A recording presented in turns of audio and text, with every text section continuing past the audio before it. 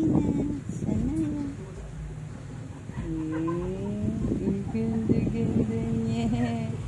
Ang smile na nga siya. Ganda-ganda daw ng baby. Smile yung baby na. Marunong na siyang mag-smile.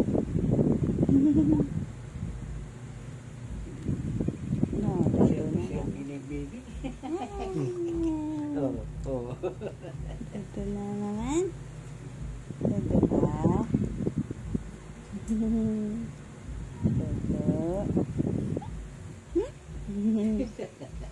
Ito. Nag-formin mo magpag-selfie na yun. Puti lips ka na naman.